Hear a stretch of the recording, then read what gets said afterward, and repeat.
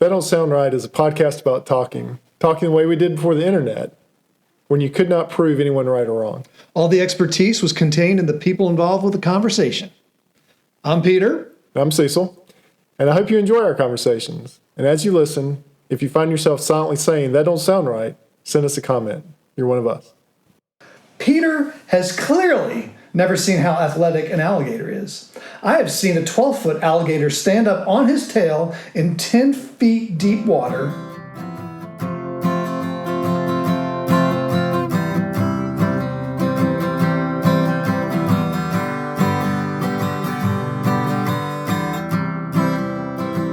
Welcome back to another episode of That Don't Sound Right, a podcast about talking. We're your co-host. I'm Peter Billman. I'm Cecil Davis. And we are just having a conversation, inviting you to listen in and see if we can talk without Googling or fact-checking each other. That often kills the conversation, and it might be a little more entertaining to hear us not Google and talk right from our brains. And I demonstrated this just today to someone. They were asking what the podcast was about, and it was following a question about how far is 1,500, what is the 1,500 race?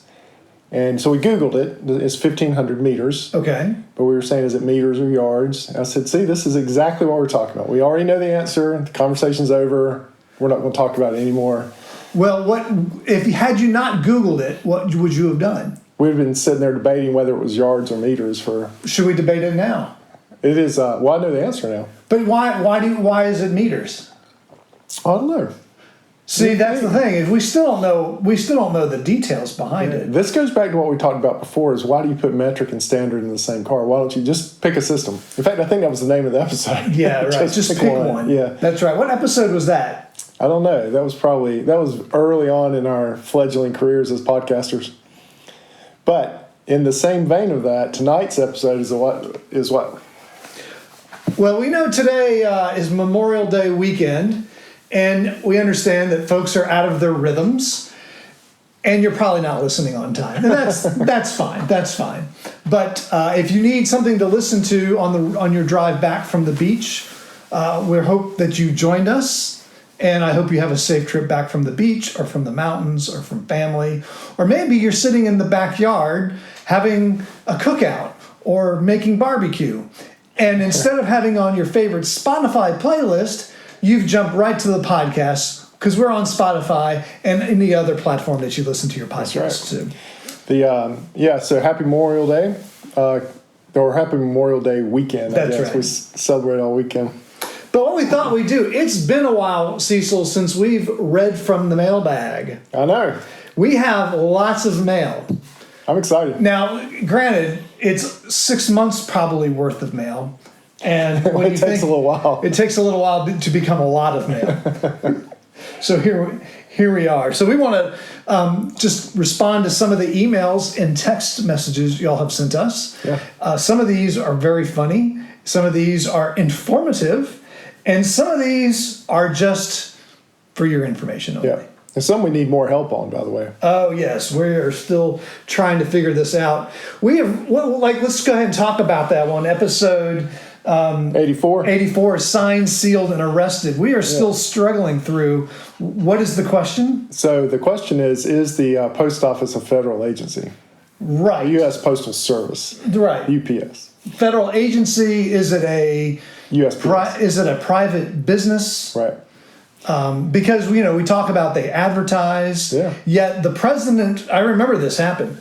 The president appointed the postmaster general. Correct. Several years ago, when the post office was having all kinds of problems. What was the problem then? Were people not getting their tax returns or something? I don't remember. There was some kind of deadline that was going on. Maybe it was the Christmas holiday season, and packages were just completely late. So our avid listener, Christy, sent in on the secret text line. She said, I want to know the answer to the question that we posed. And so here's a partial answer. Okay. It is an independent agency of the executive branch. Okay. So it is a federal agency. Which makes sense because the postmaster general was appointed. But most federal agencies answer through a cabinet secretary. Okay. The USPS does not. It is a independent agency of the executive branch. So that's all I know. Yeah, that still comes to the question: are they funded by the federal government or supplemented? Are they supplemented by it? Well, you pay for stamps and postage, so you're paying into it. Right. Maybe not full freight, but right. Yeah. The question is: are they subsidizing it to make shipping a little bit less expensive? I don't think they are, because the rates at the USPS versus UPS versus FedEx, they seem to be pretty much the same.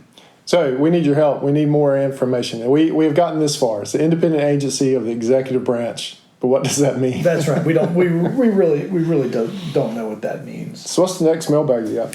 Hey, let's go way back to episode 45. Wow. Wrestling. Oh, we got a new listener for that. We just had a new shout out. His name is Mark. Mark, new listener.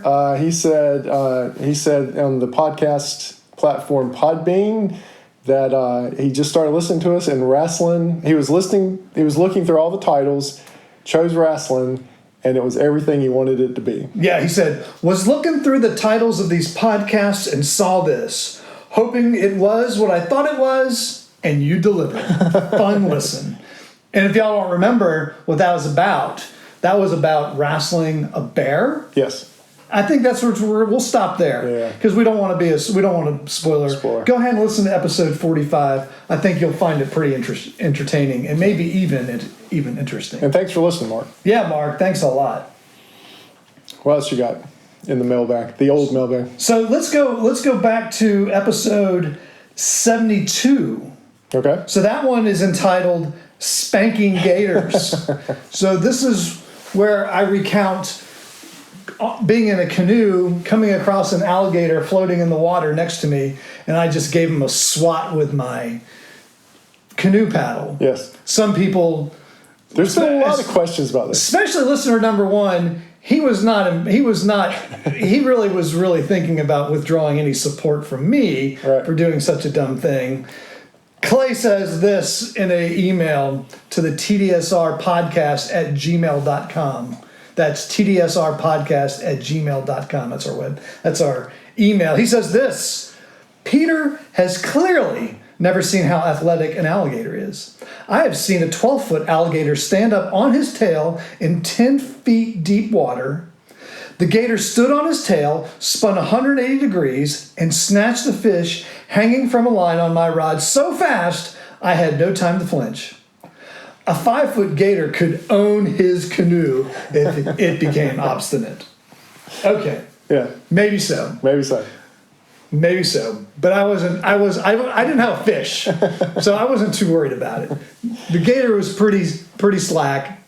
So did he? And he had another comment too, right? Oh yeah. So this goes back to the squirrels. I guess this is the wildlife episode. Yeah. So he addressed the wildlife episode, which was number 67. He writes, I have observed many falling squirrels. The first 2 times I observed the phenomena caused my further study of the furry-tailed critters. I noted that squirrels would chase each other furiously through the trees. One squirrel would catch up to the other, and there would be some quick thrashing. The squirrel that caught the other squirrel would then fall from the tree. My theory is that the male squirrel falls from the tree after getting a nut, so to speak. It's a good letter. Thanks for writing in, Clay.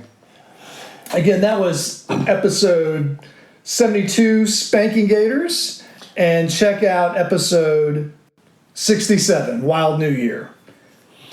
So we also got a comment from an old one, episode number 20, from David, Lord of the Filters. I actually got a whole PowerPoint from David. Whoa, a PowerPoint? PowerPoint. I've not seen this. Because sorry, I had sent it to you. So he had to address the problem of people leaving coffee. So Lord of the Filters was about the coffee culture at work and how it disintegrates quickly. Yeah, it starts off as a utopia. Disintegrates very quickly. So he had a PowerPoint that he did at his work showing people who had left the burner on and would scorch coffee. Oh, that's the worst. He calculated the amount of money that would be wasted if you just went ahead and poured that little bit of coffee out. And it actually comes in, if you calculate it, under $20 per year. If you throw away coffee. If you throw away that little bit of coffee that you should throw away, or go ahead and drink or throw it away, and go ahead and cut the burner off, it is less than $20 a year. All right. And so his solution was like, here's $20, I'm putting it into the coffee kitty, pour out the coffee. That's right. So thanks for that, Larry. That's a good one. Yep. In episode 85, define that don't sound right. In case you're new to the podcast, we often will abbreviate that don't sound right with the letters TDSR. Yes. So if you see TDSR reference in our talk or in our website, that's just short for that don't sound right. I have to remind myself of that sometimes, but that's what it means. But anyway, at episode 85, define TDSR or define that don't sound right. We got a text from our brand ambassador on the super secret text hotline. What was he saying? So he actually does listen to us on 1.5 speed. So he listens to us speed up. In fact, I think Giorgio also listens to us. In 1.5 speed? 1.5 speed. Or he listens to podcasts, I think, at 1.5 speed. And generally listens to podcasts. Yeah. I have yet to listen to a podcast faster than one. I think probably a lot of our listeners listen to us fast. Just go ahead and get through it. Well, if you have, it makes sense. If you have a 15-minute commute, then go ahead and speed us up. You'll get us in 15 minutes. Yep. If you have a 30-minute commute, no need to speed us up unless you're worried about falling Just turn asleep. the volume down in that case. Right. Just you'll get there eventually. Thanks, Brent, for sending in that text. So listener number 1 is also sending several emails and super secret texts. One was about the episode 79, That Don't Taste Right. We've got a lot of information from That Don't Taste Right. We'll start off with Brent's text. He sent us a picture of a bag of goldfish. And the bag of goldfish is seasoned with Old Bay. So it's Old Bay seasoned goldfish, which I detest goldfish to begin with. Really? Oh, yeah. Why? I can't stand them. Why? Especially the cheese kind. Really? Why? Yeah. Because they smell like vomit. Right. And so every other fish-shaped item just has this negative connotation for me. Now, however, I grew up in Annapolis, Maryland. Yeah. And I grew up around crab boils and shrimp and seafood, and Old Bay was used all the time. Yeah. In fact, this camp I went to, they would season their French fries with Old Bay seasoning. Yeah. And, that's very nice. Yeah. It's tasty. It's definitely a nice change. Are you going to try these? Change of pace. No. That's right. But that's too risky. What was the other ones we got on That Don't Sound Right? That Don't Taste Right. So Peter's another listener. He and I went to that camp where they seasoned French fries with Old Bay. He sent us a picture of some coffee creamer. And he writes here, for those of you that don't like your coffee black, and it's a picture of coffee creamer that is Peeps flavored. Yeah. So that was the episode again where we talked about the Peeps flavored Pepsi, the Peepsy. Yeah. I have a feeling that if you drink coffee with Peep flavored creamer, that will taste like you burped up Peeps and coffee. I'm not for Peeps flavor. I'm barely for Peeps in their natural form, much less anything flavored like Peeps. Another email we received from that episode was from Bill, and he is a coworker of mine. He says, love the episode and laughed out loud a few times. There are many more oddities that snack companies took too far, but you asked for any success stories. Oh, did we? Yeah, we did. And this is the one he calls out. See if you agree. Starburst jelly beans. Absolutely. That was a hit? That was a hit. Yeah. It is the only jelly bean we buy now around Easter. I don't even think you can find those old flavored jelly beans with the mint, licorice, cherry flavors anymore. Yeah. The Brock's. Yeah, the Brock's. They were big jelly beans with a thick crust on them, and had some flavors that were.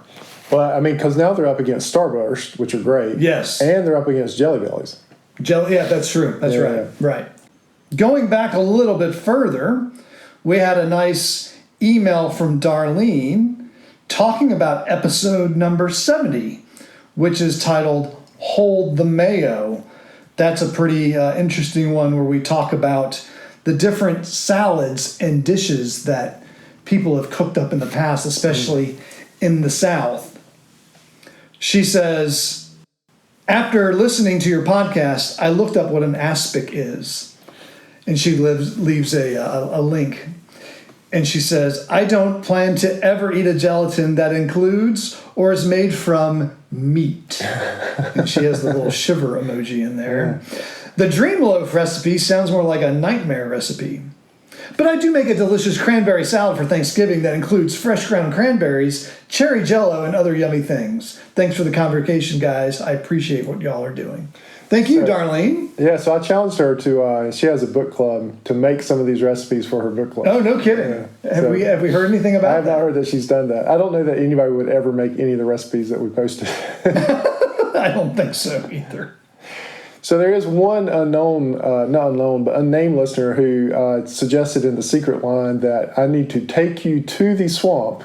Take me? Yes, take you to the swamp so that you can experience what I described as the swamp. Yeah. In contrast to what you grew up knowing as the swamp. Oh, right, because I asked a lot of questions. You asked a lot of questions about the swamp. And it just didn't compute. So I think we could have had a whole episode on that, on the swamp. That don't sound right. Because you grew up in Florida, which is basically the whole state can be a swamp. Well, yeah, I grew up, Florida. There's lots of swamp. You just don't mess around with swamps in Florida. And then even North Carolina, there's the Great Dismal Swamp. Yeah. I don't know if you hang out around there, but can't imagine. I've driven through the Great Dismal Swamp. All right. It was a long drive through that. If you're going to hang out there. Yeah, so there's at least the suggestion that I need to take you to what we refer to as the swamp. Maybe we should have a live episode recorded there. From the swamp. Maybe it'd just be you and me, though. I don't think anyone else would be hanging out with us. Or maybe whoever the super secret commenter was, maybe they can join us. That's right. We could have a fish fry right down there in the swamp. Oh, all right. Yeah. Sprinkled with Old Bay seasoned Old Bay seasoning and some peeps. Goldfish and some peeps. Oh man, this is turning out to be an epic episode. So is there anything like that? Was that the end of the mailbag? Last one. I think we can close with this one, Cecil. Dave sends in a late entry to the Cecil Davis trail name competition. So I'm officially dubbed El Ranchero at this point. That's right. Thanks, Spencer, longtime listener, for sending that in. Hopefully you've gotten your That Don't Sound Right mug, but if not, please contact our customer service staff. The email that'll come later. But yeah, so Dave sends in a email about a late entry. So if you remember from episode 82, Missed It by a Mile, this is the epic 2-part series where Cecil runs a ultramarathon and is pranked on April Fool's Day by his brother. Beautiful prank. That's one worth listening to several times. But so Dave says this. He says this: Dear TDSR. So Dave's listened quite a bit if he's addressing us as TDSR. That's really nice. He's a true listener now. He's bought merchandise, sent me pictures. He's all in. That's great. Dear TDSR, I'm not sure if Cecil has been officially presented with a trail name, but he was given a name at the Country Mile. He is Caboosel. So the history behind that is there was someone who was running with us. His name was Ray, and I forget how we started calling him Railroad, but we started calling him Railroad for some reason. Okay. It started very early, just the banter that was going on. And so then later we were talking about nicknames again, and I said, well, I'm Diesel. And, You're Diesel. Diesel. And so that was my self-given self-given names rarely stick. Because my dad used to say Cecil Diesel. All right. But that's when David came up with Caboosel.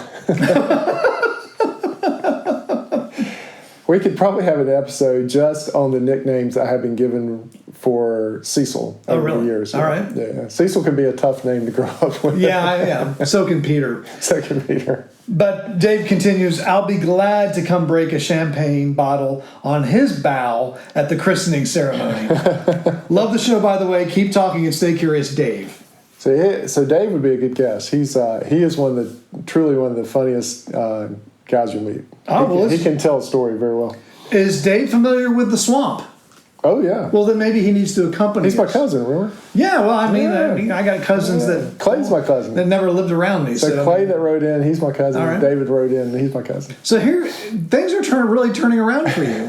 People from your past are coming People from the past are starting to listen. Oh, wow. Yeah, so if you don't know, the joke is if you're from Peter's past, you're an avid listener, you write in. If you're my past, you typically are like, I heard enough of that guy the first time. Things are changing. Things are changing, man. It's a new day. So this isn't a mailbag, but Brian kept his word to you and has bumped our listenership. All right. He has done all the social media, and we have definitely seen a bump in listenership. So, Brian, thanks for that. Brian, appreciate it. It was still an honor to be part of that prank, and not really to be part of that prank. Yeah, careful with how you word that. So I think probably within the month we will pass 10,000 downloads. 10,000 downloads. You know, like if you do this on Instagram, they have like a 10K party. I wonder if we need to have like a 10K party. You get like 10,000 followers. Oh, yeah. This isn't 10,000 followers. No, this is 10,000. No. We do get a badge for it, though, on Podbean. All right. A 10,000 We'll have to post that on our social media when we hit the 10,000. So, but I will interject here. If you do have social media accounts and you are so inclined, promote us on those social media accounts. Please do. Because it really did cause us a good bump in listenership when Brian did that. Right. And we got a lot more emails. People are having fun with it. So if you have fun, maybe someone else will have fun too. Well, it don't sound right, but this is the end of the mailbag. Hey, before we close, we want to thank everyone for listening. All those 9,000 downloads, we don't take that for granted. The hundreds of people that listen to us per month, we're always astonished that people would actually... That anyone listens to. Anyone would listen to what we're saying, so it's great. So... if this is your first time, though, and you enjoyed the conversation, would you consider hitting the subscribe button on Apple Podcasts? That's a little check mark. Also, consider rating us on your platform or giving us a review. And don't forget, some great Father's Day gifts are available on the merchandise site. So Georgia has actually requested that we create a hat. Maybe we'll create the hat specifically for Father's Day. Father's Day hat? Yeah. All right. Maybe people can give us some suggestions. Yeah. Are we thinking kind of a trucker hat with just the logo on there? Well, I think we're going to be limited by our platform. But yeah, I'll go in there and look. All right. We'll have to get our graphic designer involved, I'm sure. Yes, she is back into town. She's back from her schooling. She's learned some new skills, and we'll probably set up some new merch. And just to tease a future episode, I have done something recently that Peter cannot believe that I did, and so I think we're going to have an episode about this soon. I bought a bag of dirt, 1 pound bag of dirt from Georgia, and we'll just leave it at that. Peter thinks he takes exception to what I've done. I think I have a valid reason for doing this. So. That Don't Sound Right is a production of TDSR Podcast in conjunction with Camel City Studios. I'm your co-host and sound engineer, Cecil. Peter is your other host, and he is our web designer. And go visit our website. Emily is our graphic designer. Giorgio tests our merchandise, and hopefully we'll have a hat for you to test here soon. Brent is our brand ambassador. And as always, listener number 1 is Scott. So until next week, keep talking. And stay curious.